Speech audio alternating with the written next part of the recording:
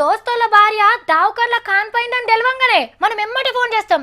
అరే అరే బిడ్డ పుట్టిందా కొడుకు పుట్టిందా, అరే నాకు బుజ్జి పుట్టిందిరా అని చెప్పంగానే ఒరే నువ్వు కూడా ఇప్పటి సంది నా లెక్క పైసలు వెనకేయాలరా, రేపు రేపు మస్తు ఖర్చులుంటాయి ఆడపిల్లలతోని అని ఉద్దర సలహాలు ఇస్తారు.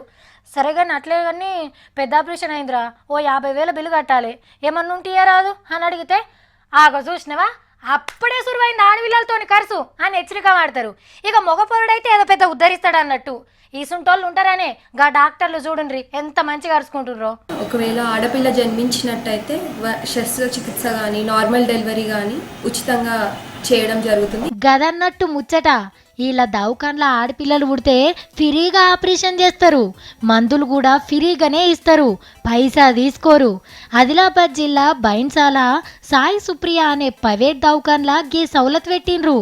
మరి ఇయ్యాల రేపు కాన్పులంటే ఊకెనే అవుతున్నాయా, నొప్పులతోని దవాఖాన్ల కోడే ఆల్చం పయ్యల మంచం ఎక్కిచ్చి ఆపరేషన్కి తీసుకుపోతారు.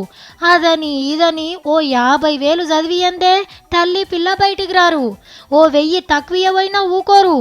ప్రైవేట్ దవాఖాన్లు ఇట్లా నడుస్తుంటే డాక్టర్ అయిన ఆలు మొగలు నయా పైసా తీసుకోకుండా కాన్పు చేసి తోలుతుండ్రంటే వీళ్ళను తారీఫ్ చేయాల్సిందే. ఆడపిల్లలు ఎన్ల తక్కువగారని చెప్తందుకు వీళ్ళు చేస్తున్న ప్రయత్నం చిన్నదేం కాదు.